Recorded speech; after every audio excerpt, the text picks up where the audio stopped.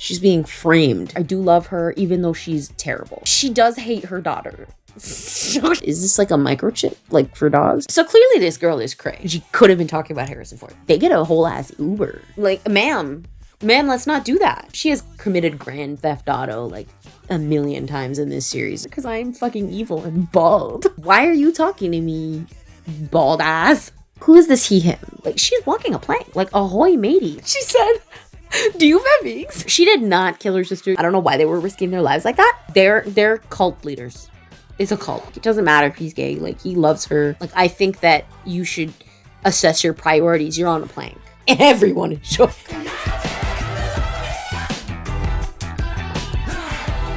Somehow it's gonna get worse. I don't know how, but I know it's gonna get worse. Welcome back to me explaining the plot of novels I wrote when I was like 13 and undiagnosed autistic, and I needed something to do with my time. It is October 2nd, which means it is the 11-year anniversary of the Fostered series. I have an entire video explaining this series in depth, actually an entire playlist. Last year, I did a video explaining the plot of book 1 of this series, which is called Fostered. Today, we're gonna tackle book 2, which is even crazier. I didn't think I could say that something could get more insane, but it is definitely crazier somehow. So if you haven't watched the video on part 1, go watch that first. I mean, technically, the plot really doesn't make any sense, so you could just start here. Welcome to the side of the internet where Rachel is unapologetically autistic on main. I love these characters. I still write with them today, and so I thought I would air all of their dirty laundry where they started. Let's get into book 2, shall we? After separating to reconnect with their pasts,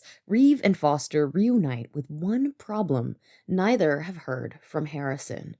When Reeve is framed for a murder, she discovers she's being hunted for blood, and that Harrison might be harboring a secret alliance with the people who want her dead. T. Now, why would you do that, Harrison? Why would you? We'll find out. We'll find out what he's been up to. I need to make a confession. When I was scripting this video, somehow over the last 11 years of me writing this series, I did not realize this until literally like a week ago when I was writing this script. None of the character ages have ever been accurate in this entire series. So I'm going to give you their ages. They are not accurate because they have canonical birthdays that they celebrate literally in the books. A lot of the times the birthdays don't pass. I do age them typically 1 year for every single book. There are 6 books in the main series, but it was only like 2 to 3 weeks between book 1 and book 2. They all cannot be fucking older. Who is this cast? You'll be familiar with most of these characters. And then we got some new players. A new bachelor on the island. What is it? I don't know. Something Island. I don't fucking know. I don't watch reality TV. Let's start with Reeve. Where is she? Hey, girl. This is a busted ass chopstick, by the way.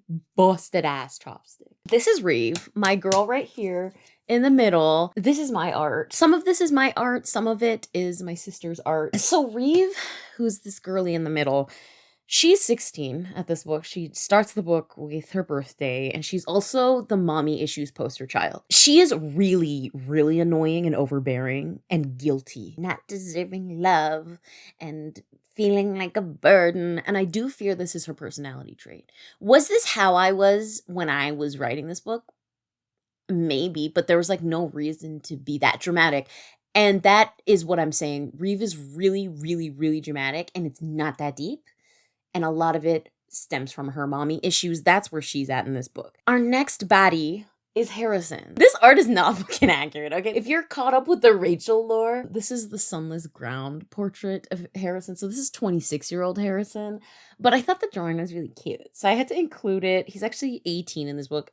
Lies, but like I said, bear fucking with me, okay? He's low-key missing in action. Like, low-key, where'd he go? Where's Waldo? And he is also on the down low experiencing complex trauma and unimaginable grief. Reeve has mommy issues, and Harrison is actually traumatized and not really realizing it. Oh shit. Then we got our baddie Foster. Again, not an accurate portrait. He's much too old in this portrait. This is his sunless ground portrait. Foster is 17 in this book. 17 in this book. This book, book 2, marks the introduction, I should say, of Foster 2.0, okay?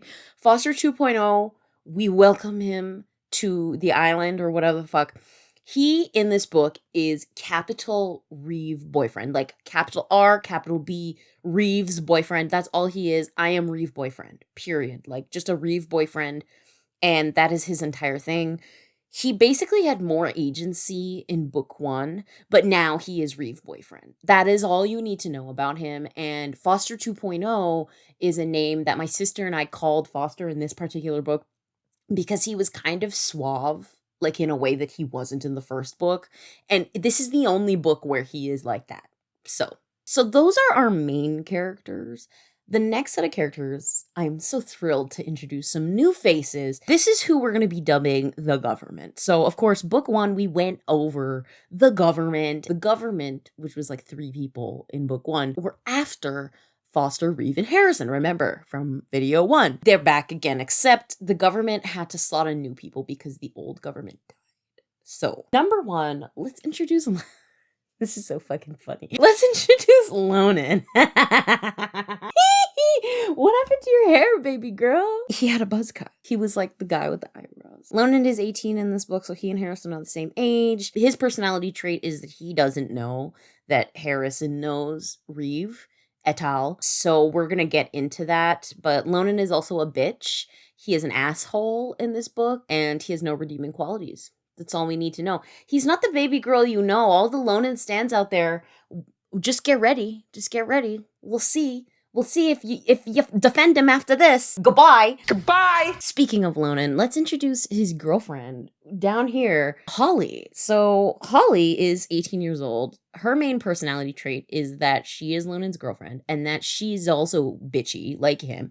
But also, she is Foster's sister. So she's his older sister. She's just really fucking mean. We also have Margot, who is this blondie up here. She is also 18. She's Harrison's love interest, which, if you know anything about Harrison, this is going to be a very interesting video. Margot is like a manic pixie dream girl. She's Harrison's manic pixie dream girl. Jesus Christ. And she's just kind of like, I don't know, floaty and fairy-like and tea kind of vibes. We also have Amelia in the middle here, who is actually Mandy from Totally Spies, because a baddie. Amelia's like in her 20s. I don't know. She is Red's sister. So Red from book 1, she had a sister who was pretty much the exact same fucking personality. She doesn't really show up in this book. She kind of shows up a little more in the next one. So if you want to see the next one, wait around for next year. We also have our side characters. So we have Mrs. Aldane, who we're going to refer to as Izzy because she still exists in sort of the modern iterations of these books that I've been writing. I have, of course, chosen the Beldam, Other Mother, to represent her because honestly, this is exactly what she looks like. Like, she's on my hear me out cake, you know? Izzy is terrifying, but she is a baddie. I do love her. I do love her, even though she's terrible. She does hate her daughter, so she's kind of hard to defend.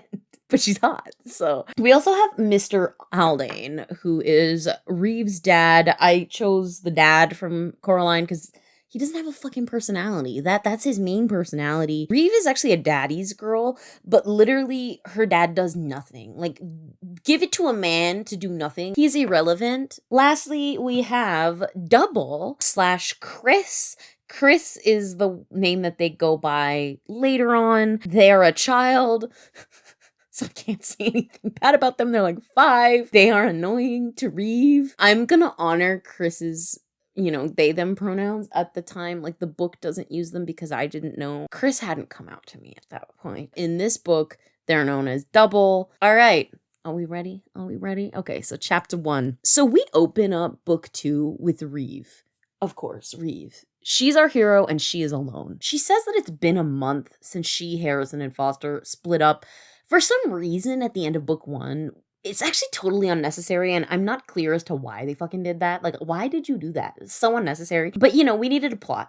So they split up for some reason. They went their separate ways, do their own, Zuko alone moments. A few paragraphs later, we actually find out that this was actually Reeve's idea. She thought it was a good idea to split up from the only 2 people on Earth who actually like her and tolerate her. I guess they wanted more independence or something. I don't know why. You're literally 16 years old. Just calm down. In their month apart, which I also refer to as a couple weeks apart, so between 2 to 4 weeks, we have no idea. We find out that this was the plan the 3 of them had come up with. The first is that Foster would try to track down his family and reintegrate into their lives somehow. We don't fucking know why he would want to do that anyways, because the entire premise of book one is that everybody's families fucking suck. So I don't, anyways. We also find out that Harrison was gonna go look for his chosen parents who did like him. That sounds so fucking mean. They did like him, by the way. Most people don't, but they did. And then Reeve planned on finding her own parents, which she did succeed at. And she was hoping that when she found her parents, she'd slap some sense into them, she says, and then leave and meet back up with the boys. I don't know why she needed to do that. She literally started the entire plot of this book just for a vendetta. Like, just for revenge, just to prove that she was right. And honestly, I commend her for that. She hasn't done that yet. She hasn't started to kind of go in on her parents for abandoning her as a child and then like ignoring the fact that her sister died and blaming her sister's death on her and pinning her for murder and then having a child and then making that child take the place of her dead sister. So we also learned that Reeve is keeping up with Reeve is keeping up with him through letters where he informs her that his parents actually have welcomed him back to the family. They're like, welcome back. We abandoned you, but hello. And she also finds out that he has an older sister who is Holly, who irritates him. And apparently, quote unquote, she's a pretty big part of the government. However, Reeve hasn't heard from Harrison, and this is kind of concerning. He's like the leader of the group. He's like the capital F father. Neither she nor Foster seem that concerned because they've been occupied writing each other. They're like, fuck you. We're busy being pen pals. Have no idea how they know each other's address and like how they're able to send these letters without being detected. But they're not concerned with Harrison. That's the only important thing. Reeve's big ass info dump, all of this information, literally an info dump at the beginning, is interrupted by her mother calling for her. Dinner is ready. Reeve overhears her youngest sibling at the table. And she says, my parents, being the shallow lowlifes they are, had another child named after their dead one. Which is kind of crazy. Double in this book, and that's what Reeve actually calls them. Until like I switch genres. Later goes on to be called Chris, which is a iteration off of Reeve's oldest sister who died. Her name was Christiane. But in this book, Reeve refers to them as double because they're a double of Christiane. Reeve also says that her parents have been pretending that everything is fine since she returned to their life, but that she's irritated by this because they seem to be treating her just as company, like a little doll or something, for their younger kid. They said I'd be perfect company for Christiane number 2, or double as I like to call them, so let me stay. My life here hangs on that thin string. When Reeve does get to the table, Double and their father surprises her with a pink cake. And apparently the cake's not exactly Reeve's style. But anyway, it's her 16th birthday party. Yippee-ki-yay! Her mom is excited that the whole family is reunited for Reeve's birthday. And she's like, oh my god, this is your first birthday with us in years because we like abandoned you. And of course that rubs Reeve the wrong way. She's like, what the fuck? That's really fucked up to say, mom. They move on to like eating cake to dispel the tension or whatever, but then the doorbell rings and it was like a postman delivering a letter to Reeve. I don't know why the postman would have rung the doorbell for that. Reeve lies and says the letter is from some random person or like a school classmate or something, but it's actually from Foster, and her parents don't question this. I don't know if this doesn't make any sense. So she actually runs upstairs. She leaves this note like tucked into her bookshelf. So like no one could really see it. It's kind of tucked between little books hidden. And then she returns back to her birthday festivities. So her parents have gifted her a gold and diamond necklace. And this is important. Remember that.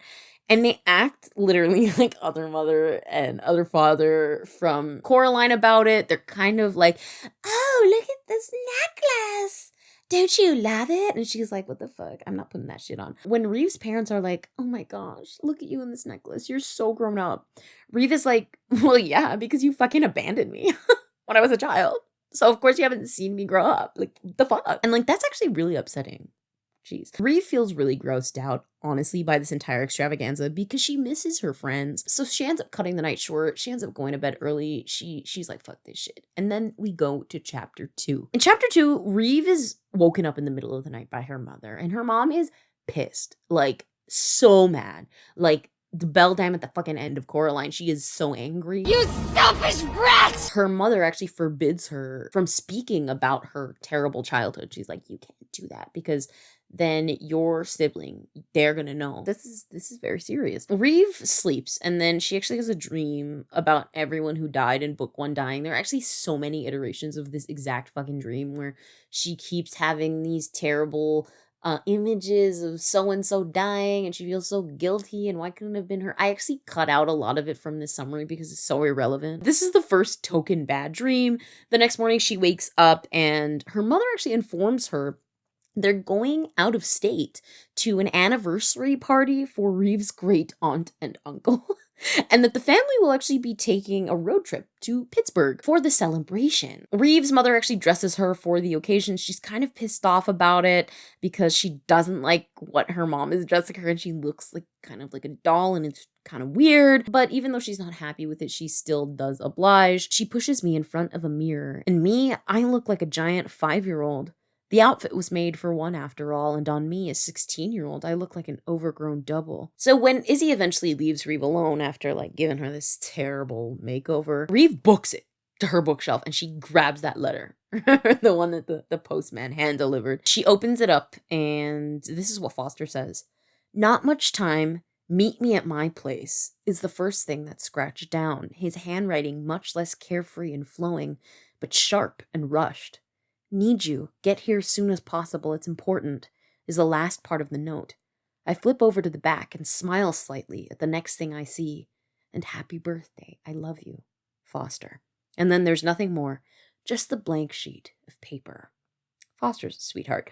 So Reeve actually realizes that this is a great opportunity for her. If she flees while her family is driving to Pittsburgh, she could more easily, and I don't know how she thinks this is going to be easier, get to Oklahoma, where Foster lives. She's like, Pittsburgh, Oklahoma, same fucking shit. And so to prepare, she actually packs a little getaway bag that she hides in the car where her parents won't see it. Then she and her family set out on this road trip. In the middle of the trip, they, end up going to a rest stop to take a bathroom break, and Double and Izzy do head to the bathroom. While Reeve's dad becomes father of the year by buying her a $2 pack of beef jerky. She's thrilled. I mean it. Pick anything, he says with a smile, and I nod with a smile of my own, landing on a small pack of beef jerky, something that I could die for. If there's one thing I missed from the luxury life, it was this stuff. I give him a hug solely to take the keys. Dad tells me he's going to use the washroom and asks me to hold his wallet. First of all, saying washroom is so egregiously Canadian. But of course, if you noticed, Reeve hugs her dad after he buys her this abysmal pack of beef jerky just so that she can steal his car keys, which is kind of iconic, honestly. Reeve actually books it out of the rest stop at this point and into her family car because she now has the car keys, and this is how that goes. Shit, I think to myself when I see Mom first. She hasn't seemed to notice I'm gone, but she will when her car is. I start the car and swerve out of the gas station, overjoyed with the gas tank just being filled. I look back through the window. Mom already outside, screaming loud. I love that her father hasn't fucking done anything. I think he just went to the bathroom and left her alone, and she was like, bye bitches. And now her mom's probably so pissed. What the fuck? You didn't do anything. Why didn't you stop her? So Reeve does get a head start before police pursuit begins. She starts booking the shit out of there, and it's snowing. It's in the middle of winter, even though it's in April. Maybe snow's bad at the time. I don't fucking know. Keep cover, stay low, go fast. I repeat in my head over and over again. Keep cover, stay low, go fast. Keep cover, stay low, go fast. The sirens pick up, and when the first gunshot rings through the air, I floor the pedal, whizzing by other cars on the highway, trying not to fly straight off it, my heart racing. Get as far as you can, then dump the thing. More bullets fly through the air, and I cry out when one shatters the windshield right in front of my eyes. Over the snow around us and the commotion behind me, I can barely concentrate, but I keep my focus on the speed and the direction I'm flying in. And then I really am flying. I'm out onto the highway, spilling across it, one of the cop cars smashing straight into me. The airbags surround me and my head's knocked into something, the whole world suddenly drowning into black. That leads us to chapter 3. So Reeve wakes up on this crash site like seconds later. She's delirious, and to onlookers, she appears dead because she's not moving. Dead? Do you think she's dead? I hear a voice above me ask, and I know better than to open my eyes or flinch at all, keeping deathly still, giving them exactly what they want. I know there's blood around me, and I know I'm on the road, the snow beneath me probably bathed in red. I'm not sure if it's because I've smashed through and onto the ground, or if it's because someone's pulled me out. Pull me out, pull me out. So Reeve actually plays dead until a police officer approaches her. And in girl boss fashion, she unholsters the officer's gun. And then chaos ensues. And then I'm running fast, and people are behind me, chasing me, but someone's screaming at them not to shoot. I think I know the voice, but I continue on, navigating my way through the greenery that's making its way near me, and soon enough I'm swallowed by it, running as fast as I can through it, gun in my hand, my leg throbbing. I look down at it, realizing it must have cut through something during the crash, my head pounding hard, the blood rushing behind my ears filled with adrenaline. But just as Reeve is getting away, she's ambushed by two young men that she assumes are police officers. She shoots one of them. Just like, geez. And as she's about to take out the other, someone else gets to it first. And Reeve looks up and she realizes it's Foster. Oh my god, enter Foster 2.0. Foster is back, and he is hardened by the world. He has stubble. Let's go, okay, run, he asks, breathless, and I nod, going along with him. I'll explain everything later, he adds, and I nod, focusing on the way his cheeks turn a bright pink because of the cold, the way his dark hair contrasts against the white snow of the dying highway behind us. They end up swinging into an alleyway to escape pursuit, where Reeve asks Foster if he's heard anything from Harrison. So remember, neither of them have heard anything. So she's like, oh, shit, we're on the run from like a fucking cop chase. Now's a good time to ask about this. And Foster's like, now is maybe not the time to talk about this. So, like, let's find a hotel or something so we can sleep and chill out. And they book a room, no issue. I don't know why this is not an issue, considering it was an entire ordeal in the last book, but whatever. And it is sadly nostalgic, I think, to both of them. All we need now is Riss and Essie, and we're set, Foster murmurs, and I'm not sure if I should have heard it. He swiped the room key at the hotel marked with our number, the two of us stepping in, locking the door fast. So remember, Harrison's nickname is Riss, so sometimes in the genre fiction books, sometimes he'll be referred to like that, especially by Foster. Reeve then takes a shower because she's gross. And when she exits, Foster actually has a small purple birthday cake in front of her, and it's lit with 16 candles, and it's her birthday cake. It's for her. And she's really touched by this, even though Foster doesn't explain where the fuck he got this cake. Like, where did it come from? He does explain later. She's really flattered by this because he actually got the color right. So if you remember, her mom got her a pink birthday cake, and pink is not her color. She's not like other girls. She likes purple. And so Foster knows her favorite color, and so she feels touched that he remembered that that was her favorite color and got her cake in that color. They get a little romantic, which is really weird for me. Foster is like gay and like asexual, and Reeve is married to someone else. If you want a video on the seventh virtue lore, maybe one day I'll do a video explaining those books. It'll be fun. And then Southern Foster from book 1, he makes a comeback. Don't ever leave me again, he says, stroking my hair, at this point each strand smoothed over. Please don't leave me again. He breathes out, and a smile tugs at the corner of my lips. I won't, I promise, whispering the words with certainty in my voice. He strokes my cheek, kissing it, keeping me with him, holding me close, tight against his chest. Better not. Staying right here with me. Staying right here with me, he says with a small grin, eyes still closed. Later, Reeve wakes from a nightmare, and Foster comforts her. When she explains that it was once again the same fucking nightmare about everyone from the first book dying, he explains that what happened was not her fault. She didn't do anything wrong. And then they discuss Harrison, which neither of them have heard from, and who they just never spoke about, even though Foster was like, we'll talk about it, as soon as we get to the hotel. They didn't do that shit. But now they are talking about him. Yeah, he says with an exhale, rubbing a thumb against my temple. It's hard to split from your best friend and not hear from him, well, ever. It's scaring the shit out of me. I would hope. Do you think he's okay? I ask, and Foster looks at me with a smile, hand around my waist, pulling me closer. He's an idiot. Of course he's okay.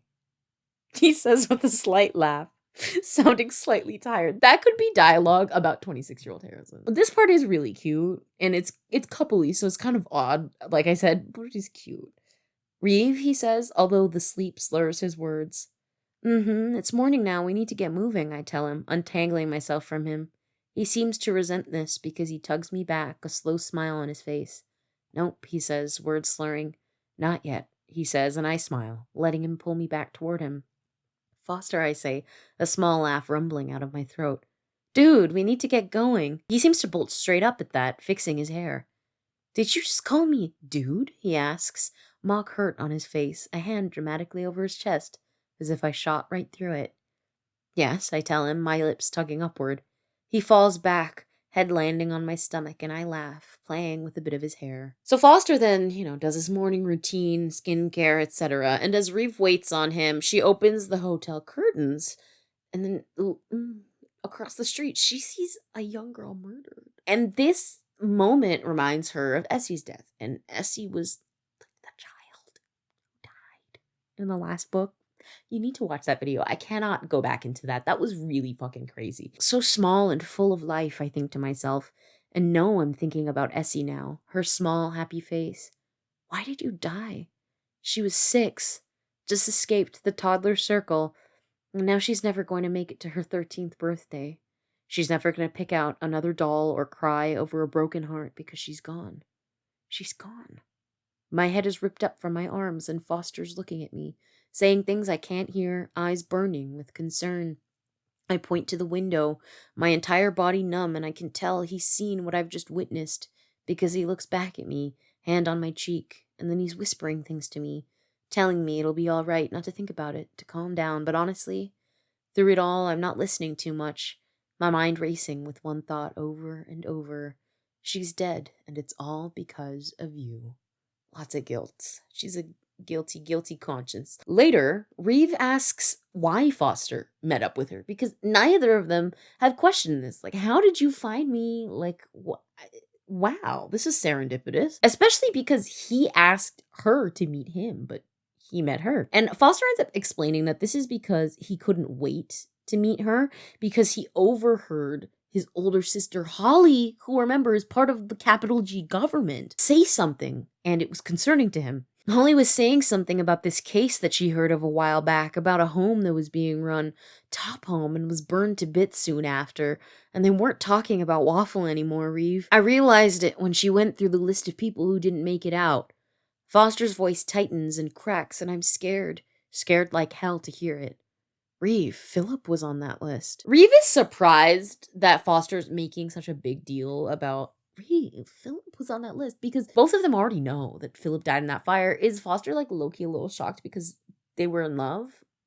I think so. When she presses Foster about why he's so shocked to hear about Philip's death, because he was literally fucking there, he knew that he died, Foster explains that the authorities, the government, are now blaming Philip's death on Reeve. She's being framed for this thing that she didn't cause. So remember in book 1, Philip pushes Reeve out of like a 2-story building before the building blows up. So he died because the building blew up, but she survived because he pushed her out of the fucking 2-story building, and somehow she survived. I don't know. What does that have to do with me? I murmur, and he sighs, running his free hand through his hair. They've pinned it on you, Reeve. Well, how could they do that? They don't have the hard proof they need. Coleman was there. She made it out, and I guess that's what she wanted to do. Reeve, I don't know how she could blame you for that, because you did nothing but jump. And I don't get it either. Reeve gets the vibe at this point that Foster is hiding something from her. He doesn't seem like he's telling the whole story. And when she presses him, he explains that he believes Reeve is being framed for Philip's death because the woman who ran that house in book one, Coleman, who you just mentioned, is the mother of Red, who is book one's antagonist, who died in the book's final confrontation. And Foster is actually the one who killed her because Foster shot Red before she could hurt his friends. Yes, Reeve hurt Red before that, but Foster's the one who, he supplied the kill shot. I think Foster starts letting out a breath. I think she's more upset that her daughter is dead. I flash back to a memory of Coleman, dark eyes flashing with the dark hair, a reluctant, too powerful look on her face. Then I switch to memories of Red, and the similarity between them is sharp but clear. But I didn't kill Red, I almost say, almost put that grief back on him without even thinking. But I catch myself shutting my mouth. This doesn't seem to help, though, because Foster's already seemed to have gotten the memo of what I meant, sending a pang of dread throughout me. I know, he says, voice cracking, eyes glued to the ground. I was trying to explain that to Holly, but she doesn't seem to care. She said that since Mom and Dad took responsibility for me, the next person in line to take that blame is you. She said that she pins the entire plan on you. So basically, to sum this up, evil lady, Coleman, who ran the evil house that Foster and Reeve end up at the end of book one, she's mad that her daughter Red was killed by Reeve et al., who, was technically Foster. Even though Foster is the one who got the shot off, he can't be prosecuted under his parents' protection. So Coleman is holding Reeve responsible since she apparently orchestrated the plan that ended her daughter's life. Reeve didn't do shit. Maybe your grown-ass daughter shouldn't have been hunting teenagers. I don't know, ma'am. I don't fuck her, okay? Fuck them kids and fuck you too. I don't know. Foster found all of this information out from his government agent sister. And of course, that's Holly, who works for the capital G government. Then Reeve and Foster get distracted because they're lovey-dovey and romantic when a brown-haired boy and a dark-haired boy ambush them. Turns out they're agents who were sent to track down Reeve when she was reported missing by her mother. So Reeve asks how on earth they found her, and they explain that the diamond necklace her mother gifted her actually has a tracker embedded in it. I don't know how they fucking did that in literal diamonds that are crystal clear, but anyways, Reeve dubs the boys, nicknames them Rifle and Riot number 2, because if you remember Riot, who was in book 1, he was the ripoff of Dylan O'Brien. They physically kind of resemble each other. So she says, one of them has a rifle, so he's Rifle. One of them is Riot too, because he fucking looks like Riot, who looks like Dylan O'Brien. And anyways, a physical confrontation ensues at that point. Rifle's the one to offer himself for a fist in the face when he reaches over to me, something cupped in his hand. Riot, too, decides to yank my collar back toward him, and Foster doesn't hesitate when he kicks him hard, sending Riot, too, to the ground. I step backward and don't see Rifle's hand around my ankle until he's tugged me down, on top of me now. He cups my head hard, pushing something sharp into the underside of my ear. It hurts a lot more than I expect something like that would, and I let out a pained cry, feeling blood. Foster manages to shoot these two. He doesn't kill them, he just, incapacitates them, slay, okay. And he and Reeve flee that scene. They book the shit out of there. And when they're safe, Reeve realizes the boys actually inserted a tracker behind her ear. I don't know how they fucking manage that. Is this like a microchip, like for dogs? Foster removes it at her instruction, and I don't think this ever comes back up ever again. They keep moving forward with their plan to go to Foster's parents' house in Collinsville, Oklahoma. Shout out to anyone watching this from Collinsville, Oklahoma. I don't know anything about it. I'm sorry. Since his parents are not currently at the house, I think they're on vacation or something. So Foster has arranged for the two of them, Reeve and himself, to fly out on an airplane somehow. He has a plan. That's kind of weird. What's your plan? And this is the plan. Reeve and Foster actually end up on a freight train that is headed toward the airport. Is there a freight train headed toward an airport ever? I don't know. Anyways, so they both take a well-needed nap on this train. But when Reeve wakes up, she's in for the surprise of her life. I look around the dark inside of the shipping truck, only able to make out a few distant shapes, figures, the next thing causing me to bolt straight up. A tiny blonde girl sits wedged in the corner, behind a towering box, but I see her, and she sees me, eyes locked on me, hands and lips quivering. My eyes widen, and I shake Foster, trying to wake him up, but the girl's launched herself at me, her small body pinning me to the ground. I let out a surprised cry, gritting my teeth together. "Do you have him?" she shrieks, and if she didn't have my wrists pinned down against the shipping truck, I'd clamp a hand over her mouth, tell her she's too loud. "Foster," I scream, and he's already bolted up, lifting the girl off me with ease, holding back her clawing form. "Where is he? You have him," she says, and I rub at my wrists, exchanging a look with Foster. She's being really chill about this. If someone jumped on me, I would not be just side-eyeing my boyfriend. She looks my age, blonde hair falling into waves, oddly familiar looking. A slightly pointed chin, hard, sharp features, crazed look in her eyes that resemble the sky. So clearly this girl is cray. She is cray-cray. And when she starts crying, she starts sobbing, Foster tries to defuse the situation, and he asks her for her name. And she explains her name is Margot. It's Margot. She says that she's lost and can't find him. And Reeve asks who she's looking for. Who is this he? Who is this he, him? That she's referring. Who are you referring to? Camilla. No, it's not Camilla. Who are you referring to? Camilla. Margot doesn't answer for a while, and I realize she isn't going to. So when she actually opens her mouth and utters the one name I'd least suspect, my entire body goes stiff. "Have you seen Harrison?" What? They're connected somehow?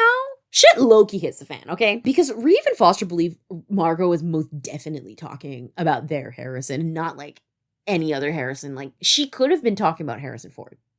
Realistically, Harrison Ford could have existed in this timeline, and she could have been talking about Harrison Ford. But they're no, it's our Harrison. So to double check that this Harrison is the right Harrison, Foster asks a very, very pressing question. "The one who loves waffles?" Really looking at the girl now. She nods and looks over him, trying to connect something together, fit the puzzle with the face. Margot then does confirm that it is the Harrison who likes waffles. Maybe Harrison Ford likes waffles. Have we ever considered that? I don't know. "Do you know where he is? Can you find him for me?" she asks, grabbing onto his arm, a plead in her eyes. No. I'm sorry. I thought maybe you knew that." Foster. Margot's face drops and she bursts into tears again, turning into Foster, crying against his shoulder. He pats her back awkwardly, eyes locked on mine, screaming, "Help me." I smile at him, shaking my head, crossing my arms across my chest. Later, as they near the airport, Margot asks Reeve if she's in love with Foster. I guess she sort of sees the way the two of them are interacting, and Reeve's like, yeah, I am. And Margot asks how that feels, to be in love with someone. And then Margot tells Reeve that Reeve actually knew her brother. Margot just drops this fucking lore. We find out at this moment that Margot is Slate's sister, if we remember Slate from book 1. He was evil as hell, and then Reeve kind of ended up feeling bad for him. And this is his sister. He died, right? So we actually find out they were estranged at birth, and Margot never knew him, but apparently Harrison did tell her about him. And so Reeve then kind of reflects on Slate, who did suck ass, but, also made a strong poetic impression on her before his death. But Slate taught me something far darker than everything else. He taught me that in life it's okay to fail because of weakness. It's okay to let it devour you because in the end, it's inevitable. It'll always be with you. He taught me that there is no way to get rid of a weakness, only that you have to embrace it, no matter if it takes you down with it. Foster explains that the plan to get on a plane to go to Oklahoma is as follows. He is going to turn Reeve into the authorities since she is wanted. She's a fucking fugitive. Then he's going to chaperone her on the flight back to Oklahoma, where he'll allegedly take her, Reeve, to his sister Holly, because his sister is looking for Reeve because she's part of the government, blah, blah, blah, blah, blah, Apparently, he thinks that, I guess he looks old enough for people to think that, he's not a teenage boy who's doing this. Meanwhile, Margot says she's actually going to take the train back to Pennsylvania, where I guess she comes from, and she's going to start looking for Harrison there. You have no idea why she thinks Harrison would be in Pennsylvania. I don't know. Foster and Reeve want to find Harrison too, but staying low is more important since Reeve is wanted. They can't really keep hopping around different places or whatever. So they say, fuck him. We don't really give a fuck. Foster is concerned with this plan, even though he came up with it. But Reeve is like, wow, oh my God, this is actually a great idea. Nothing could go wrong. And since Foster is working as an unofficial liaison for his important government sister, no one questions him. He's like, "This is my sister. I'm just doing business for her." It's very chill. The plane ride is actually a success with Reeve as prisoner on the plane. And when they land, the two of them are escorted to Foster's address by car. Like, they get a whole ass Uber to his home in Collinsville, Oklahoma. Like, that's awesome. Safely in Foster's house, the two of them settle in. It's just the two of them there alone, no one else. They're chilling, Airbnb low key. We're then in his house, which smells sweet, like vanilla, the place decorated with an old fashioned style. Foster runs me up the stairs after peering around to make sure no one else is in here, eventually landing me in what I think is his room. It's a beautiful blue, all full of those cool car models you've seen on TV, a couple of posters on the wall. But for the most part, it's bare, like mine. The weeks we were separated, never enough to get us comfortable where we were. And that leads us to chapter 7. So Foster and Reeve are just chilling at this point at his house. They're like on vacation. And in the meantime, Reeve snoops. And she ends up finding a family portrait of Foster's family, but he's not included. Foster's mother stands on the far right, dark hair twisted into a high bun, a slight worn look to her face, same blue-gray eyes. My eyes shift over to his father, tall and lean, thick-rimmed lenses on his face, same blue-gray eyes. Then, perched in front of them is Holly, bright smile, dark hair slicked back in a ponytail, same blue-gray eyes. But there's no Foster. And from the looks of this picture, it's relatively new and they haven't bothered to take it down, take one with him. So Reeve is starting to realize, Foster's family also kind of sucks ass as well, which, all of them do, right? Reeve goes downstairs in the middle of the night when she's woken from a nightmare. Guess which nightmare? It's the same old nightmare. Here we go again. And she ends up sitting at the kitchen table. I look out of the window, the midnight looming but beautiful, a few stars scattered across the vastness, lighting it up slightly. That along with a streetlight that shines bright through the night a few blocks down. There's a black cat running through the streets, it being barely a shadow as it slinks across the road, paws patting against the black. And then something weird and actually kind of terrifying happens. I don't know why Reeve isn't more scared about this, because I'd be like, the fuck? I'm looking at the tile of the kitchen floor when there's a loud rap at the window. I cock my head up, assuming I'm going to see a person or a bird, something staring back at me. But instead, there's simply a red envelope which is now stuck onto the window. So like a typical white person in a horror movie, she literally walks outside. Look, why are you going outside? Like, ma'am, let's not do that. I look out to the dark sky again, then to the sidewalk, trying to see if anyone else looms beneath the black. I squint through it, although I don't see anyone, shoulders tight as I creep around to the other side of the house, to the window where the note is plastered. I have to step over the dead garden that belongs to the Creed family, snow covering my ankles, freezing my skin over. I feel as if I'm in one of those horror movies, my fists ready if anything decides to pop up in front of me. See, if I were in a horror movie, I would not be going outside. Like, no. I half expect to see a dead body or something when I get closer to the window, but it's eerily empty like it should be. The only new addition, the red envelope. My hands shaking, I reach out and gingerly peel it off the window, edges still crisp as if it's just been written out, sealed properly. Nothing inside of it budging. I begin to open it, fingering it along, trying hard not to rip it, keeping it tight within my hands. I'm so absorbed into my task that I don't notice the person behind me until they've pushed me against the wall, breath heavy against me. I struggle under their grip, muscles tensing for a blow. Have it done by tomorrow, the gruff voice says to me, then is let go completely. The only thing I see of them, their coat flying with them as they run. So Reeve heads back inside to read the letter, which is actually hella ominous. Get out. They're coming. Your plan didn't work. They'll have you in a week. Enjoy what you have while it lasts. They know exactly where you are now. They're killing him in your name if you don't leave. Yikes, that's kind of crazy. So clearly, someone knows where Reeve and Foster are, despite Foster thinking, like, there's no way the government would think to look for you at my house. Like, what? It's crazy, even though they know that we know each other. What the hell? And they do have to get out of there, out of Oklahoma, out of that house before something bad happens. I look back over the note, trying to see if I recognize the printing of it. Maybe it's my mother's, dad's. Hell, it could be doubles. I bite the inside of my cheek hard, walking around the kitchen more. The panic I'm feeling right now, the very fact that this person that has seen me and Foster knows we're wanted, makes my skin crawl. So Reeve tries to think of who possibly could have left this note. And then something hits her. Could have been Harrison. Oh my God. I don't know how she thinks that. So she heads to her room where she finds a sample of Harrison's handwriting on a token that she brought with her for good luck. Remember her go bag that she prepared? She had a little note or whatever from Harrison. And oh my God, Reeve is a handwriting analysis person because it's a match.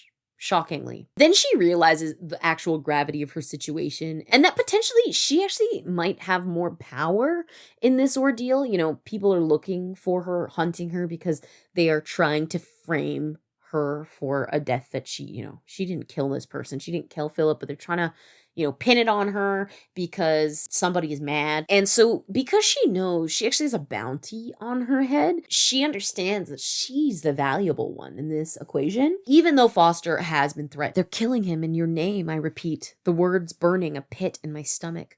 Understanding, cold, dreaded understanding, washing back over to me. They want me, not Foster. I'm the bad guy in this situation, the one worth the money, the one they're after. Blackmail. They're gonna kill me, and I'll let them if that means they don't touch him. So a plan begins brewing in Reeve's mind at this point, and she finds a sheet of paper to write Harrison back, or, who she thinks is Harrison back. Tell me more about this. What's in it for you? If I leave here without him, is he gonna be safe? If I don't go, they're gonna kill Foster, correct? Riss, I write back, folding the sheet in half, sticking it back in the envelope, unlocking the door again, using the bit of tape on the back to stick it back on the window. So chapter 9 opens and we actually find out that Reeve and who she suspects is Harrison have been writing back and forth to one another 4 days at this point. Technically 6 days. So Reeve doesn't tell Foster about their communications for some reason. But from these notes, Reeve realizes that she needs to make her way back to New York, back to her family's home, and then turn herself in. I've come to a conclusion that if I don't go back to New York like I was told to in the note, Foster will be dead and I won't take that as an answer. It hurts me to keep this from him, but I know that he's not going to let me go if I tell him, and he's going to die because of that. So Reeve keeps her plan from Foster. Later, this is kind of awkward, Foster has an emotional breakdown about many things, and included in this is his grief over Harrison. He's dead, don't you think? Foster says after a while, lips tugging downward. I look at his face, scanning over his eyes, watching the begging there, and I want to burst out and tell him, no, he's safe, he's fine, he's here. But I don't, eyes dropping from his. I don't know, I whisper, biting my tongue hard, my grip tightening around his hand. I'm sure he's fine. You fucking liar, I think to myself. That's really intense. Feeling the pang of regret caused by the fact that I'm not telling him the truth here. I know more than well, at this point at least, that Harrison is safe, to some extent. With the information Margot supplied us with and the letters, I've put it together. I realize now that he's hiding somewhere. Probably did some shit against the law like he does, and now he's trying to get back to us. Still out there looking for us, for me, like I'm still his little sister that's in need of protection. So that night, Reeve actually slips out of the room for her getaway attempt, and she leaves Foster a goodbye note, and then she hijacks the Creed's car. She has committed grand theft auto like a million times in this series. It's crazy. And then she literally listens to Coldplay on her way back to New York. Tears stream down your face. Reeve heads into a coffee shop to announce to everyone in there that she is robbing the place. She is ransacking that shit. And her name is Reeve Haldane. She is wanted by the government. She'll be at her parents' home in Rochester if anyone wants to come and get her. She is a girl boss. And then she leaves. So Reeve then arrives at her childhood home, which is empty since her family is probably still in Pittsburgh at like the great aunt and uncle's anniversary party. So Reeve calls 911 on herself and then she grabs a knife. She locks herself in her bedroom as she waits for someone to come and find her. I feel like crying because of it. I feel like breaking apart and drowning in it. But I instead keep my head up, slipping the jacket on, hugging myself before I unzip my pack and collect all of the letters Foster sent me. The aqua-colored stone, Essie's green giraffe, and the paper crane Harrison insisted I have into the pockets, sinking down onto the floor, keeping my back to the door as I wrap my arms around my knees. You'll be fine, I tell myself, trying to grasp any bit of belief I have. Hard. You're strong enough to get out of this. You can do this. This is all a freaking lie in my head, though. I know what they're going to do to me, and I know it's not going to be pretty. So quickly, there's commotion on the other side of the door. Remember, she's locked the door, and someone's trying to open it. And finally, when the door is opened, she's surprised at who she sees on the other side. The knife in my hand feels like cold, dead weight, but I feel my fingers tightening around it regardless. My shoulders stay hunched over, my body still in a ball, as a hand takes my shoulder, flipping me toward them. The tears really do almost run down my cheeks when I see it's just Harrison. It's someone who's not going to hurt me. Someone I've been dying to hear from for ages. I'm about to fold him into a hug, but he's held out a sharp hand, and when my eyes land on the thin red band around his wrist, I take a step back, trying to reason with myself, trying to get myself to see that he's okay. He's the same. He hasn't lied to me and turned on Foster and I. So the tea is, I actually don't remember if this is book 1 or if it's just like an ass pull for book 2. Wearing a red band, like a thin, I don't fucking know what kind of material it's made out of, but it's red. If you're wearing one, it's a symbol that you are part of the government. I don't know if, again, this was ever explained before, but when Reeve sees this band on Harrison's wrist, she's immediately shook because she knows what it means and she's feeling really betrayed. And then Harrison starts talking, which is, his worst idea possible. Reeve, he says, his voice calm, but his face dropping as he sees me. Just cooperate, okay?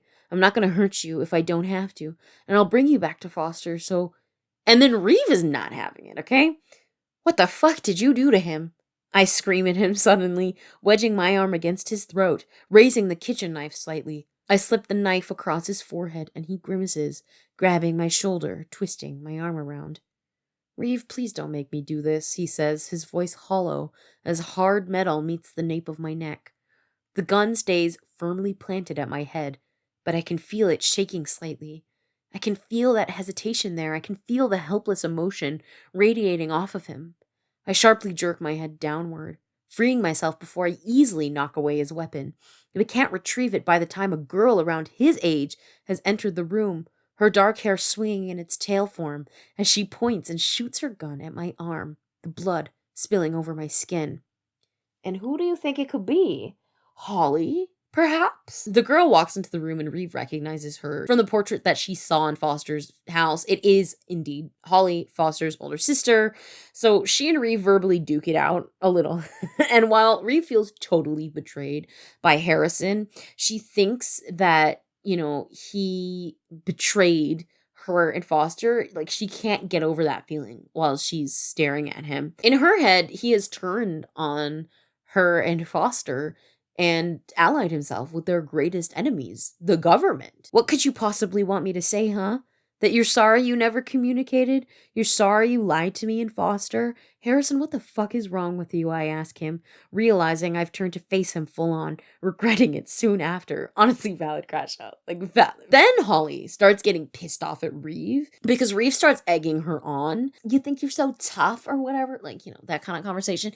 And then before, Holly can actually do anything, like beat Reeve's ass or whatever, some guy walks in. Like, who could that be? Is it Baldy over here?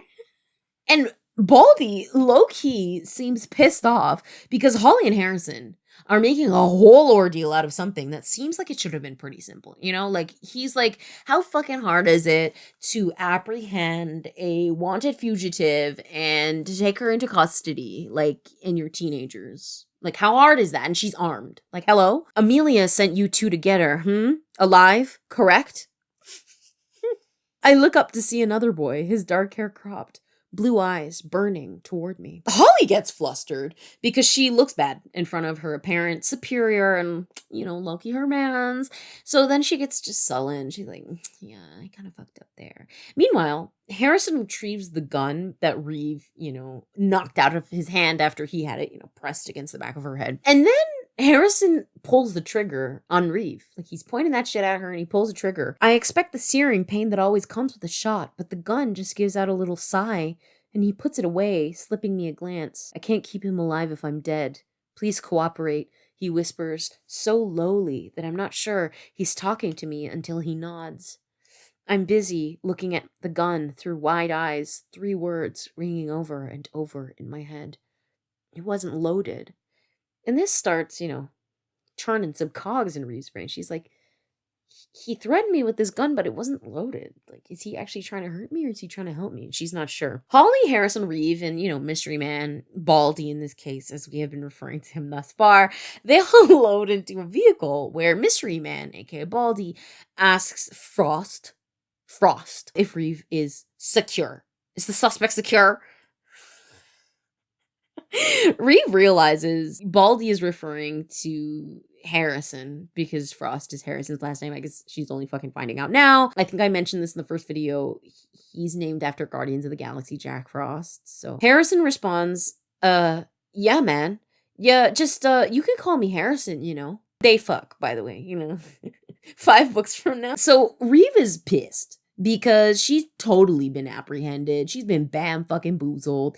And now Mystery Man Baldy is talking to her. Like, why are you talking to me, bald ass?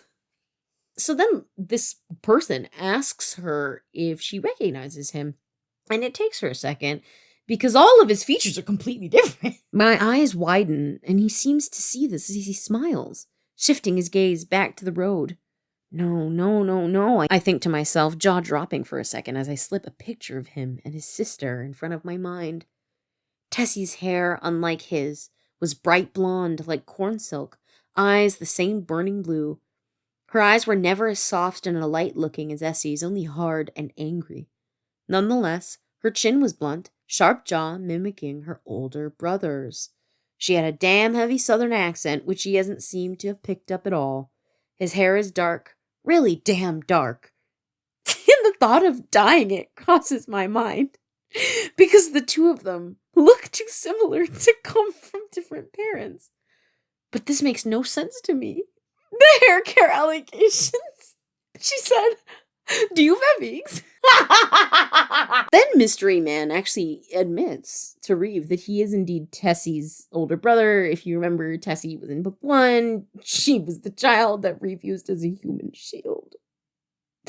Yeah, but this Mystery Man doesn't care that Tessie is dead. He's like, you did me a favor because I'm fucking evil and bald. So then Mystery Man instructs Harrison to tell Amelia, who is presumably their boss, right there, Amelia, that they've secured the target.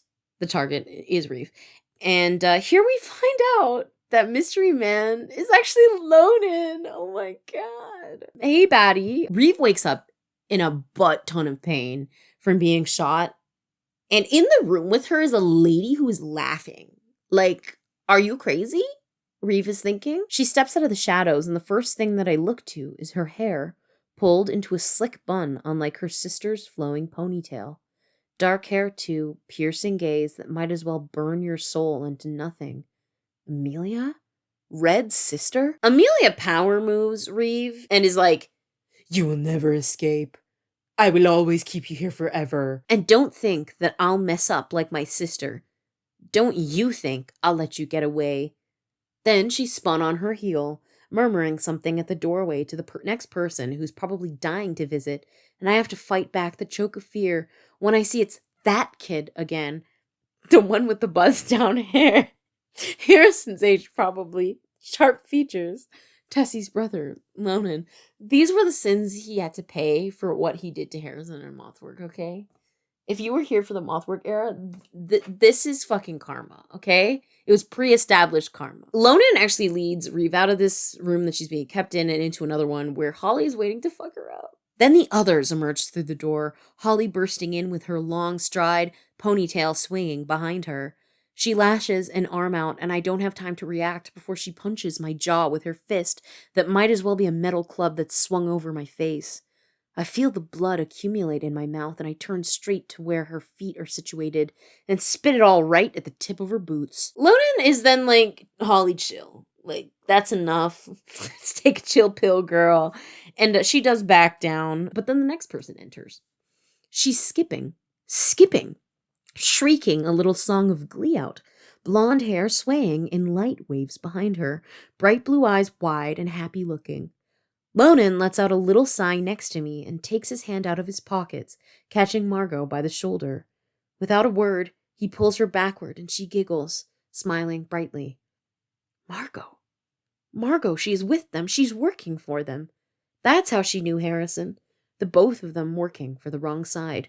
So Margot and Harrison are co-workers. Wow, this is how we find out that they met. Then Harrison does enter the room, and the team is complete. Lonan is then ready to start Reeves' interrogation. Everyone's here then. Lonan starts with the slight run of his fingertips to his lip, eyes flicking to every face in the room.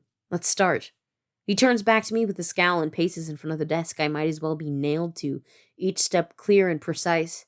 I fight the urge to cringe away from his gaze, it hard and calculating, as if he's waiting for the right moment to bark out a question. Holly then takes over. She leads most of the questioning and then tortures Reeve a little with a knife rip. Okay, and then the group wants to know what Reeve has been doing to liberate other teenagers in her situation. And actually, the entire question is really vague. I actually have no idea really why it was there. Irrelevant. Anyways, Holly and Lonan then like gang up on Reeve because she starts being like slightly mean to them. Like, oh, you guys think you're so tough? And then they're like, yeah. And they go after her. And yeah, she almost dies in this ordeal. And Harrison is just standing there like literally doing nothing and just watching until. And then there's shouting, buzzing around me. But all I can hear is the siren in my head. A shrill screech that's drowning everything else out. Someone screaming things, and then I'm off of the ground and the pain is burning through me, and I can barely breathe because it hurts too much.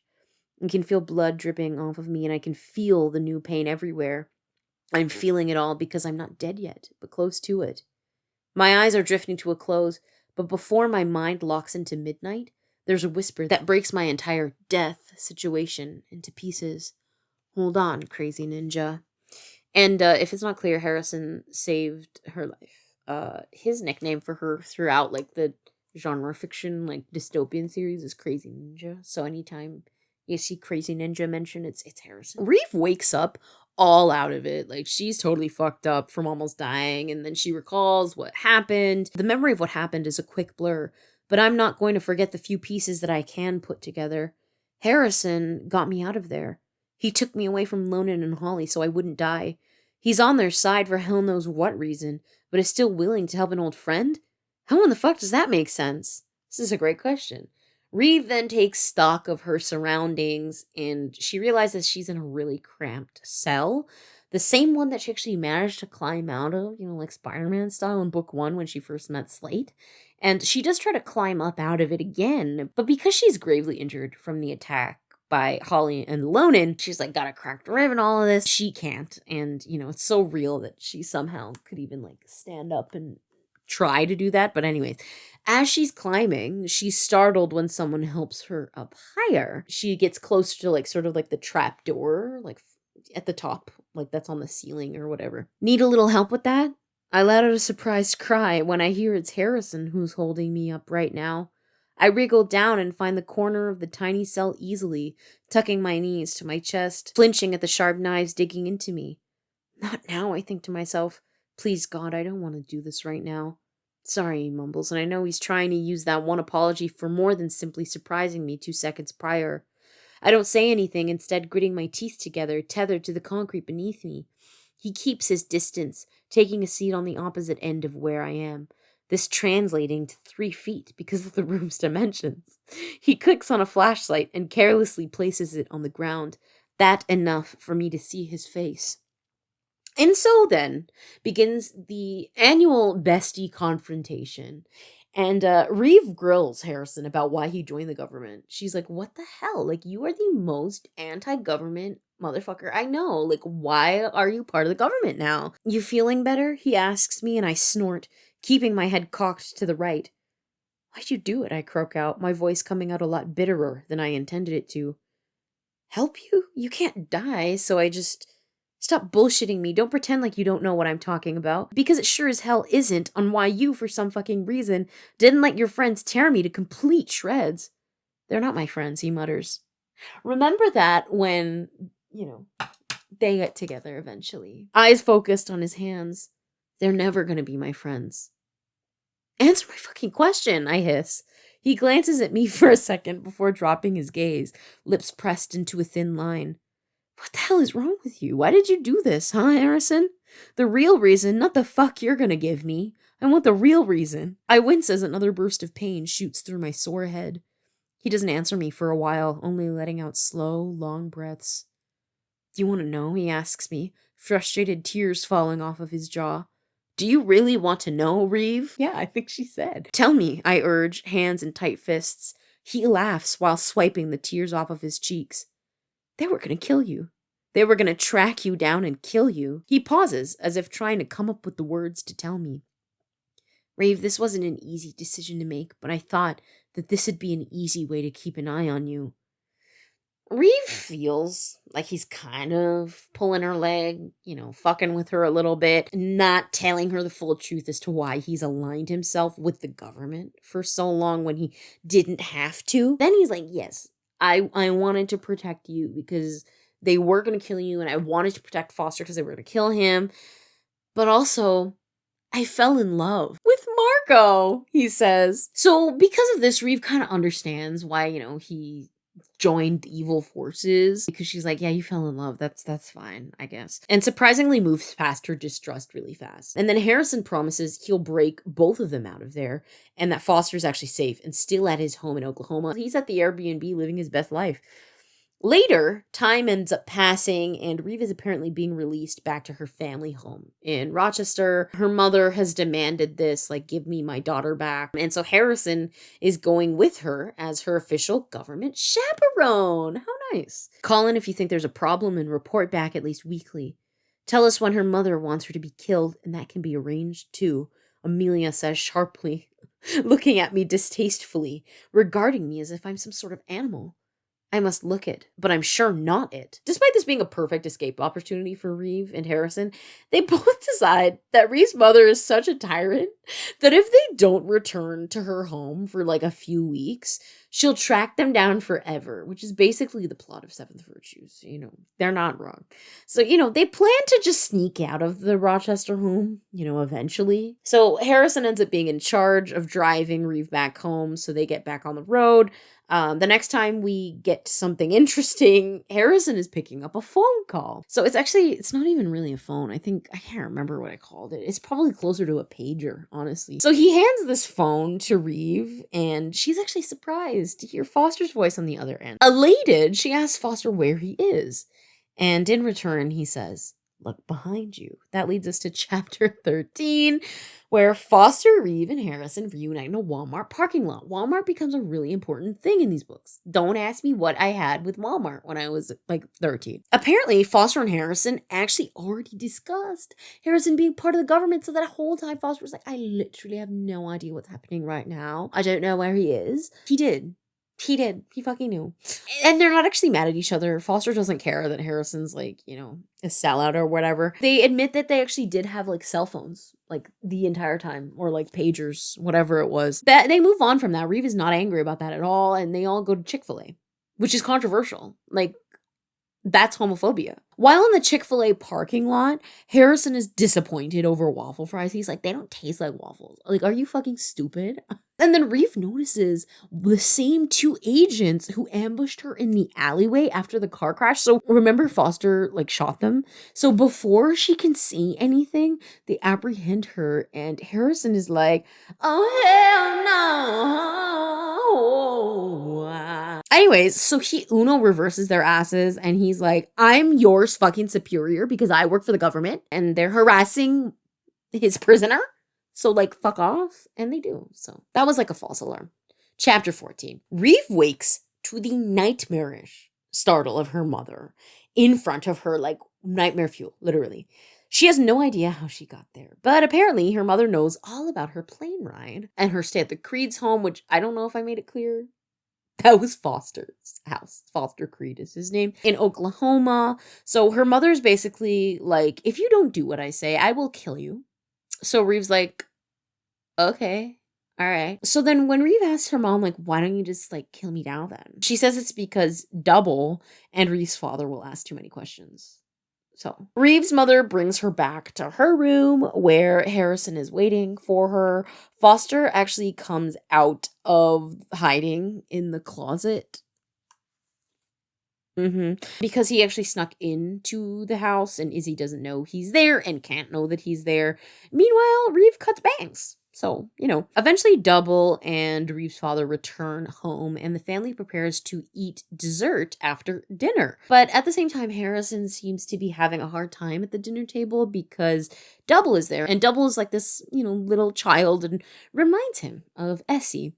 And who, if we remind ourselves, died kind of terribly in book 1. And so Double actually starts interrogating Harrison, trying to understand why he's acting so bizarrely because he's like really uncomfortable with this child at the table.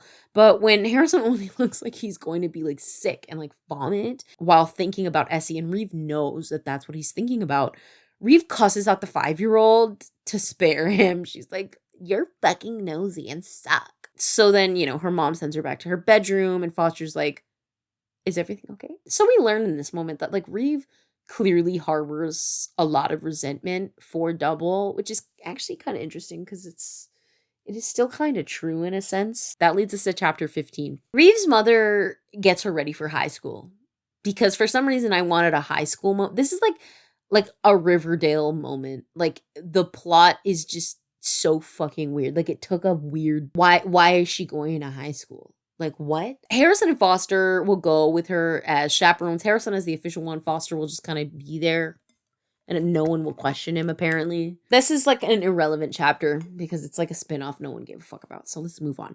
Chapter 16.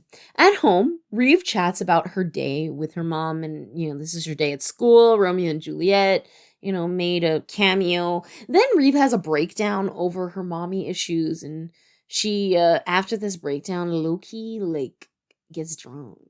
Like, she drinks an entire bottle of wine. And at the time, like, that was the most scandalous thing I could have ever thought of because I was in Catholic school and I was like, oh my God, she's literally killing herself drinking this bottle of wine. So when she wakes again, she's actually in a car. Foster and Harrison are concerned because, she got a little cray-cray, but they won't tell her where they are or what's going on. So it turns out, they actually fled back to a motel for the night. They got away from Reeve's mom. And so they settle into the room. And while in the room, Harrison has a mentee bee because he was really worried that Reeve drank like a glass of wine. So I went to Catholic school, you can tell. This mentee bee spirals into Harrison admitting he feels like a failure. Bro is 18, literally. Because he's been unable to protect his friends, blah, blah, blah, blah, blah. You're right. I know I can't keep running from everything. Reeve, I just don't want to fail again. I just don't want to have to burden that through life. If you're gone or if Foster's gone, then I failed worse than I have. Yeah, you are the drama, baby girl. I don't know what to tell you. Chapter 17. The next morning, everything has settled and Harrison is, back to being the class clown of the trio or whatever.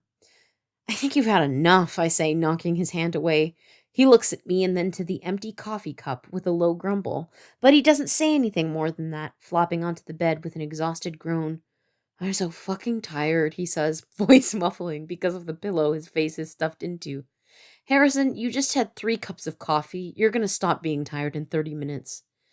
I miss my good coffee and heating and air conditioning. I just wanted to include that excerpt because he's the same. He just knows. He hasn't had no character development in the last 11 years. So bickering ensues. It's just irrelevant. Reeve hears a knock on a door and she opens it for some reason, thinking it's like housekeeping or whatever. But it's actually an old lady with a rifle. And she's pointed at her and she's tracked Reeve down in exchange for the bounty on her head. Isn't that crazy? So surprise, surprise. But there to intercept Reeve, thanks to the old lady, is Lonan. He's like, "Mwahahaha, I caught you." But then Harrison comes out of nowhere and slams him against the opposite wall. Like, okay. I wonder what that could possibly lead to. in the next 11 years. Lonan ends up getting shot in the leg. I don't know, somewhere in the mix of this. But he's going to be fine without immediate medical attention. Like, none of that ever comes back up again. We also learn in this moment that Harrison calls Lonan Loner, which is so fucking hilarious. After they take his ass down, the three of them book it out of the motel. And in the car, Harrison and Foster decide that now is a good time to get into like a toxic masculinity brawl, and they fight. And while that happens, Reeve notices that something's happening outside of the window. Everything's steady outside, and for a second, I wish I could melt right into there, where there's no bickering, no problems in the world. But then I catch the faintest glimpse of blonde whipping, small face hiding between her hands. Reeve demands that they stop the car, but when they don't, she literally jumps out of the moving vehicle. You know, she jumps out of it. And Reeve runs back in the direction of the person she saw, and it turns out she saw Margot. I refuse to let my head drop as I continue onward, hopping over one of the park's benches, jumping over to where Margot is, tiny hands shaking as she meets her watering blue gaze with mine. And, you know, this is like a temple run moment, you know? Like, as Reeve processes, you know, that Margot's right in front of her, Harrison realizes his literal girlfriend is right there, and he also runs straight at her. It's clear Margot ran away from her job at the government. Remember, she said she was going to Pennsylvania, then she ended up at the government, which, by the way, I don't think it's clear, but the government headquarters, quote unquote headquarters, they're in Boston. So, they just going everywhere in this book. Margot is also injured with many cuts along her face, but they don't know, like, no one knows how the cuts got. Reeve ends up arriving at what she believes is a medical center. This is, once again, another, like, Riverdale, like, alternate reality kind of moment. She saw a card for this place that was advertising itself as a medical center when she was being held at the government. I guess, like, the government had, you know, business cards or something on the billboard, like, you know, networking kind of moment. She actually brought Margot there in hopes that she could get some help for Margot's facial wounds, because she's got, like, cuts everywhere all over her face. Although, like, the entire, like, medical center feels really sketch. And Margot's wounds were not life-threatening. Like, she would have been fine. I don't know why they were risking their lives like that. So the folks who actually run this medical center, they're cult leaders. It's a cult. She walked up to a cult. So they tell Reeve that they will help Margot and let Margot go if Reeve stays in her place. For some reason, none of the boys went. No one took a weapon. Nothing. So inside, Reeve's palm is cut open because she agrees to this. Her hand is cut open by this woman named Rosemary, who is the cult leader. Apparently, they're, like, collecting blood. Reeve doesn't know it's a cult just yet, so she's actually led into a room with over 100 people in it and is introduced to the crowd, and she appears to be beginning some sort of initiation because she's bound and blindfolded. Then she's led across a surface which she realizes is a plank. Like, she's walking a plank, like ahoy matey. When she almost slips and falls, she realizes it's a plank, and then she manages to catch herself because she's, you know, she never loses. Reeve is literally instructed to walk this plank and then jump off 15 feet to the ground below. And so in order to give herself the best shot at not dying, Reeve crawls to the edge of the plank. She fudges jumping by catching herself on one of the plank support beams. I don't know. And she lowers herself down to the ground. And I don't know how she does this with, like, her hands tied behind her back, but it's not relevant, okay? Rosemary is not happy with Reeve because she, you know, got this loophole of she didn't even jump. Really, she was supposed to just die. Like, she was supposed to jump off and die. She ended up sort of, like, shimmying down somehow. I don't know. But anyways, so Rosemary is annoyed because now the crowd has begun to riot because they're like, that's not how we want you to do in the cult. Hello? So for some reason, this riot literally goes nowhere. And another girl around Reeve's age is brought out onto the plank. And then Reeve recognizes her. It's Holly. They have Holly. Like, oh my God. The two of them brawl on the plank. I don't know why they're doing all of that. Like, I think that you should assess your priorities. You're on a plank. Reeve presses Holly about how she got indoctrinated into the cult. And when Holly gets pissed off and goes to attack Reeve, Rosemary shoots Holly twice. So, you know, she's still fine. Like, she's alive and she's fine. And then she starts like collecting her blood from those wounds. Rosemary like tries to get Reeve to like drink this blood, and it's this whole like thing. And Reeve kind of gets away. It's sort of like vampiric and like Rosemary tells Reeve she's failed their test and that she's now basically like a blood donor for like the vampire cult needs or whatever. So she's led to a lab basically. So Reeve has been imprisoned at the cult for what she believes to be around a week. And she's actually rooming alongside Holly and 2 other girls. Life sucks really bad until one night she wakes up to Foster, who got inside. I don't know how. So before he can get Reeve out of there, Holly grabs him because Holly hates her brother. Like Holly. And this causes a literal commotion, which signals Rosemary in. And Rosemary holds Foster at gunpoint at this point. And Foster lies and explains that he came upon the cult through their ad. Like, apparently the cult had an ad. I don't know. Well, Reeve found them through, like, a business card. So apparently the ad said that they needed more medical professionals, and he knows some medical stuff. You know, Foster's, like, the healer of the group. How much can a 17-year-old know? I don't know. But anyways, Rosemary tells him to prove it. Foster conveniently, like, starts to heal Reeve or whatever with tonics, or I don't fucking know. But this still isn't enough for Rosemary. Rosemary sees through his bullshit and knows he's there just to get Reeve back. And after much irrelevant confrontation, Rosemary just agrees to let them both go because she has other things planned. She's like, yeah, you can go. I don't care. So then both Reeve and Foster realize that the other things planned that, you know, Rosemary said she has to do, which is the reason why she's letting them go, is killing Holly. Because when Rosemary leads them back into the main hall, you know, where that mob was with a plank, Holly is walking across it with like a noose around her neck. And this is like disturbing as hell. Reeve panics and like, even though Holly fucking sucks, like she does try to save her. That's Foster's sister or whatever. But Holly's pushed off the plank and dies. She's like gone. Then, you know, Reeve and Foster are just shoved out of the cult. Apparently Holly has been killed because she practiced evil in her lifetime. And now she had to atone. Foster's actually kind of chill about this. Like he doesn't really have a reaction. I'm like, are you good? He takes Reeve back to the car where Harrison was waiting. Like, I don't know why he didn't come in to help. Like, thanks a lot. By the way, Margot did not receive any medical attention this entire time. Moving on to chapter 20. Reeve then tells Harrison what happened to Holly, and it, you know, really affects her. Remember, Holly is low-key Lonan's girlfriend. We don't actually know that officially. I think we find out probably in book 3, sorry. Later, Reeve actually has a nightmare about Holly dying, and Foster, who still hasn't reacted to his literal own sister dying, comforts her. And he tries to reinforce to Reeve that she isn't a bad person, you know, and that she did her best to help out and help with everyone and save Holly's life, blah, blah, blah. So alone in the car, they begin arguing about how Foster cares about Reeve, but she refuses to see it. And, you know, she just keeps feeling that she doesn't deserve being cared for. And this actually leads to them breaking up. Like, thank God. Anyways, so Harrison returns to the car with Margot and is like, oh shit, drama.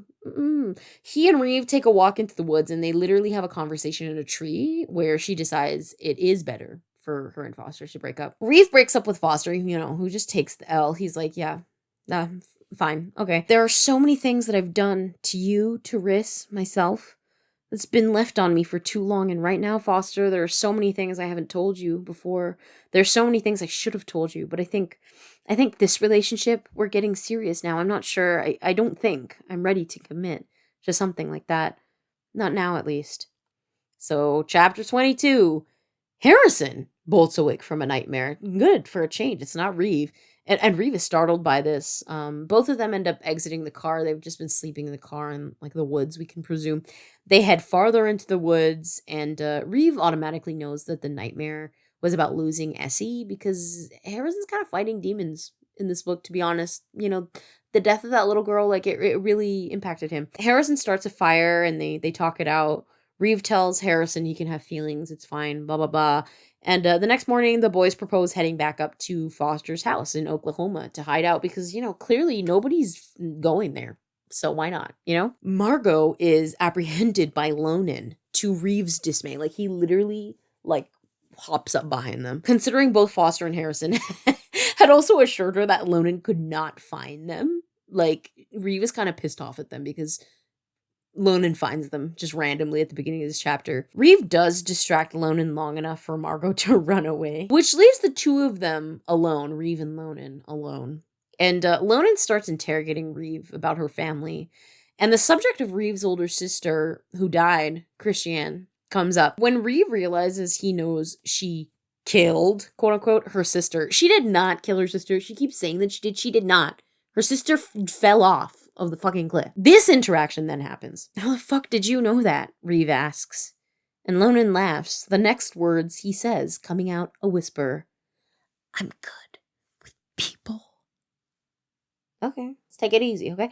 The two continue this conversation while, like, literally sparring with each other. They're, like, fist fighting. It's so funny. Lonan starts taunting Reeve, being an ass. So then Reeve pulls out the most insane sucker punch she can manage. And she breaks the news that Holly is dead. Lonan is just being mean to her. And then he's like, yeah, well, how about that? Holly is dead. That girl you love? She's dead. I watched her die. Bruh, that's kind of crazy, Lonan actually doesn't believe her. And then when Reeve realizes that he didn't know until this actual moment, she actually seems a little sorry for him. She feels a little bad about it. And she tries to explain that she attempted to save Holly's life, but Lonan is so angry, he doesn't care. He hits lower at her, he tries to hit her where it hurts and says, as he died because of her, that little girl. So then Reeve jumps his ass. Like, she starts getting so angry. And she beats him up real bad. And apparently she doesn't stop until he's, like, nearly dead. And Foster has to grab her off of him. Reeve is very injured with her fight with Lonan. And Margot and Harrison talk about Foster and Reeve's breakup. Like, that's really it. They're like, oh, why did they break up? I thought they loved each other, blah, blah, blah. Like, chapter 25.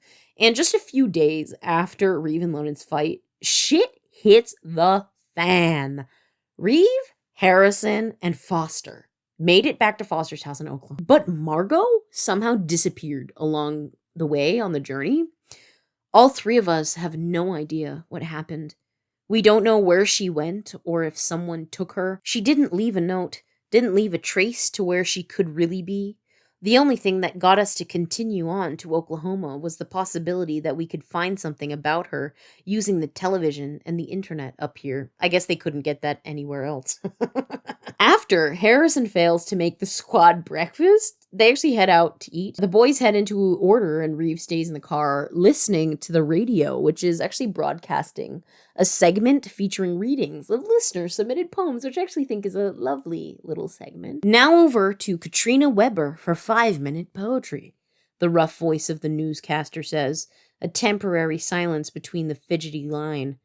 Then there's a reedy woman's voice coming through the speakers, and I have to hold my breath so my head doesn't throb because of the higher pitch. She starts with a quick reading before diving into the first poem, which is stated to be written by Melvin, a 19-year-old male living in West Virginia.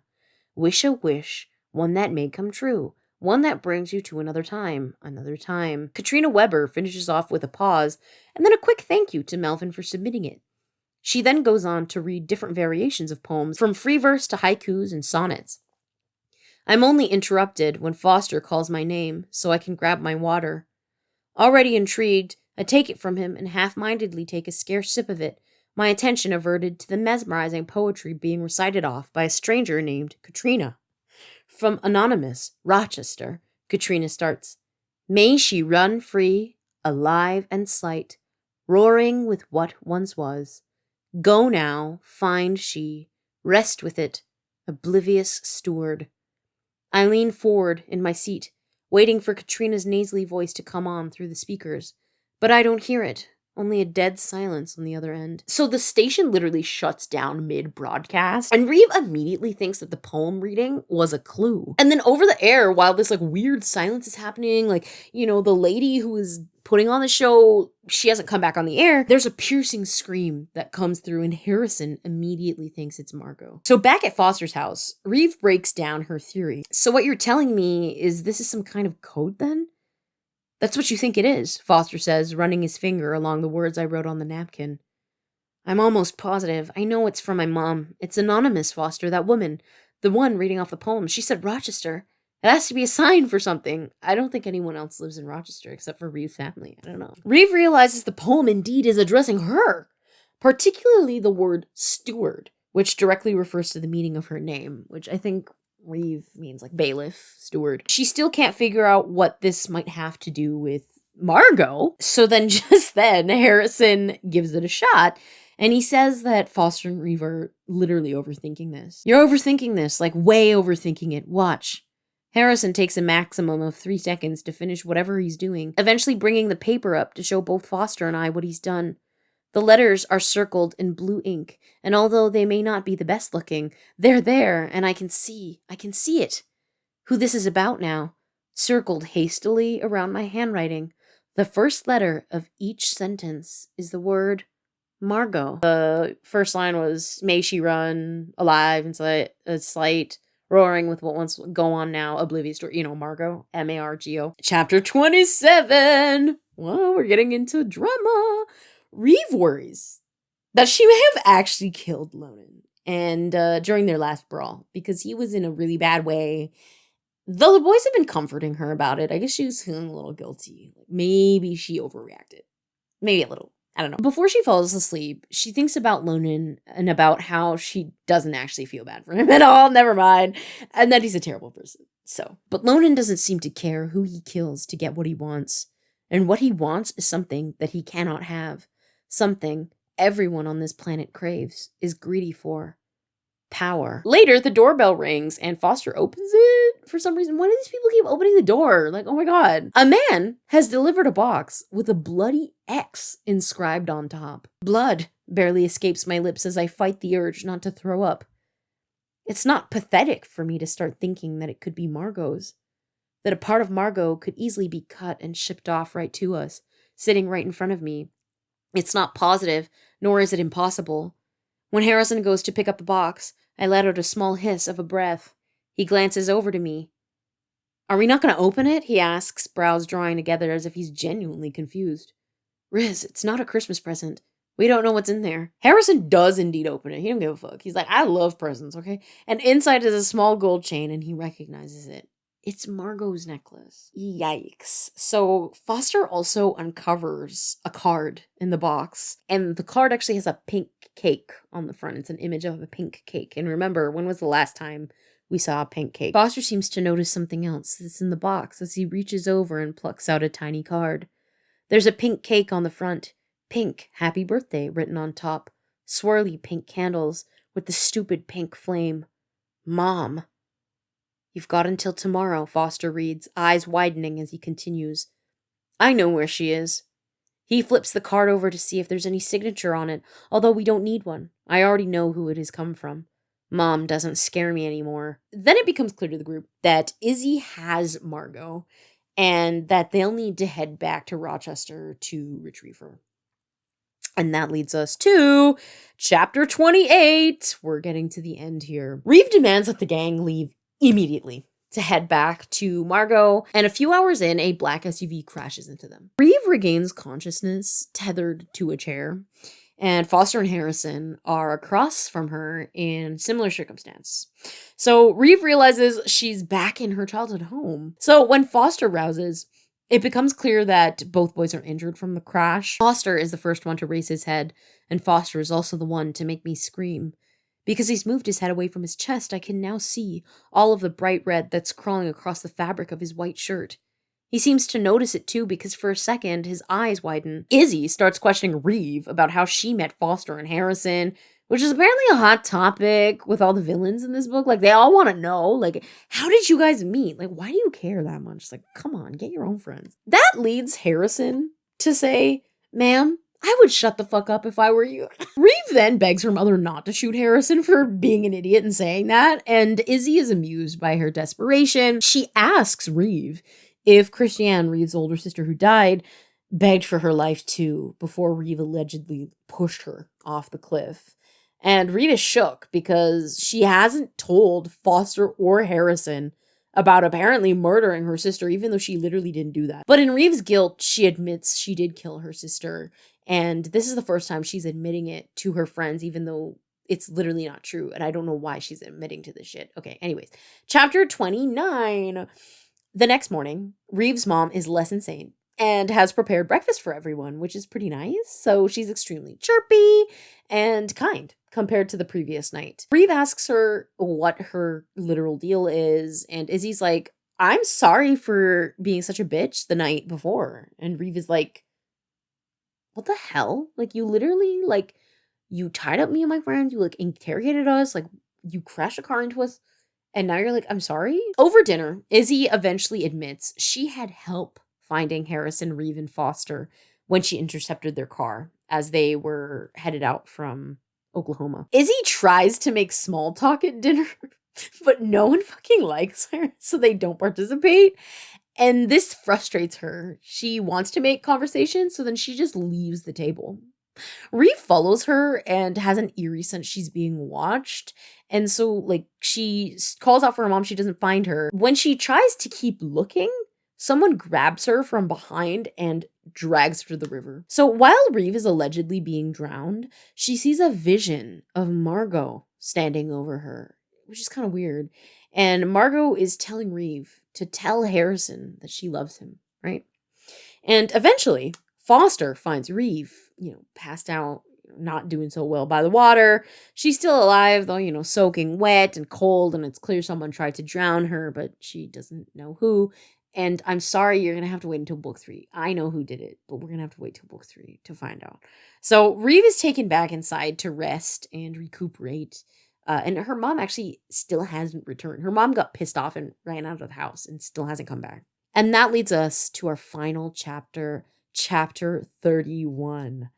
Reeve's mother returns the next morning with Double, and by dinner time, they all gather around the table. There's her mom. Double annoys the shit out of Izzy, which gives Reeve an in to ask about where Margot is and why Izzy hasn't just told them yet. So Reeve keeps pressing her about it until Izzy snaps and agrees to show them where Margot is. She's like, you want to know where Margot is? Let me show you where she is. So she leads Reeve and Harrison and Foster to the couch, which faces the TV. And when she turns on the TV, Margot is on the screen, and this can't possibly be good. The image seems frozen on Margot, the quality rough with grain, as if quickly caught. I try to study her face, see what she looks like right now. She's trembling, the camera barely picking it up, but I see it. She's shaking, her face dropping, and she fights to keep it calm. They've got her standing up on a black podium, her knees buckling slightly as she stands up straight. I lean forward when I see Lonan appear on the screen. I'm surprised that he's alive after what I did to him. Apparently, the government has interrupted regularly scheduled programming to broadcast an announcement, and this is the announcement. Like, this is really fucked up. Then Lonan says this goofy-ah dialogue, like, goofy-ah moment. As he said, we've just got a very quick announcement for you all. Hopefully it thaws that winter frost you've all been trying hard to go away. Oh, God. Harrison's last name is Frost, so we can assume Lonan's trying to send a message to Harrison. I let out a startled gasp when Lonan takes the rifle off his shoulder and cocks it at Margot's head. And everyone is shook, especially Harrison, who is in disbelief. Because, this is his girlfriend. Like, it doesn't matter if he's gay. Like, he loves her. None of them can do anything to save Margot because none of them are with her. They have no idea how she got back, with Lonan where she is. Even if they wanted to save her, they can't. Lonan forces Margot to introduce herself, and she does. And she uses the nickname that Harrison gave her, which is Daisy. That has come up earlier, but it was so fucking stupid. I only wanted to leave it till the last possible moment to mention it. Then Lonan tells Margot to say goodbye to Harrison. And then he pulls the trigger. Harrison shouts at the screen, eyes wide, as we all watch her tumble to the ground. The screen cutting to black seconds later. My entire body is lost feeling as I stare at the dark television in front of me, and for minutes, the only thing I can hear is the single gunshot booming and the ringing in my ears. Margot died. Sorry. Reeve then attacks her mom for showing them Margot's death, and Izzy just, plays dead. I don't know why. She's acting really weird. She's like, here, watch your friend die on camera. And then she just plays possum, basically. Reeve then goes back to Harrison, who is totally having a mental breakdown over this. He's shocked. He doesn't know how to process this information. And Double starts screaming for her mother, and Reeve almost shoots a child before Foster stops her. Anyways, Reeve feels herself slipping into despair and so on. But when she sees Harrison mid-grief, she rolls her shoulders back. And are you ready for the last line of this book? I pick myself up and tilt my chin high for him. for them both. That's the plot of Hunted. I didn't even know. I didn't even say the title of book 2. That's the plot of Hunted, book 2 of Fostered. I hope you enjoyed. The plot was like way more like a Criminal Minds episode. Like it was like a lot more crimey than, the first book. I feel like you can see a big jump in kind of storytelling, even if it's still kind of goofy. In the first book, the storytelling was very different, even though I wrote this one shortly after and I was 13. I knew that writing this book was like the beginning of something big for me. I had always thought that Fostered book 1 was going to be a standalone. And the reason I wrote book 2 was because I had sort of like this vision of seeing 3 characters. I saw Lonan, Buzzcut. He also has like a big watch, Ben 10 style watch. And then I saw Holly, and then I saw Margot, and I was like, I need to write those characters. And I missed Fostered so bad. And after that point, the rest is history. It's been 11 years, guys. Let this be a lesson to irrevocably love your work, to never let anyone try to convince you that you shouldn't write what you love and you should write something else for whatever reason, because you too could be an autistic 24-year-old. By the time this video comes out, I'm filming it and I'm still 23, but an autistic 24-year-old and have like 15 or whatever books with the same characters. Isn't that the ideal life we all want to live? Let me know what you thought of this plot. I think my favorite part is when Harrison slams Lonan like across the hallway onto the other side of the wall. I think that was a pivotal moment for their relationship. If you want to see how that progresses, check out my other videos on some of the more recent books like Seventh Virtue, like Mothwork Feeding Habits, and you can sort of see the evolution of these characters. Wait for next year when I potentially do the video for book 3. If you want it, gotta let me know. But let me know your favorite part in the comments as well, and I will see you guys in another video like this next year. Happy birthday, Fostered, my beloved series. Mwah. I love you all so much. See you guys in another video. Bye.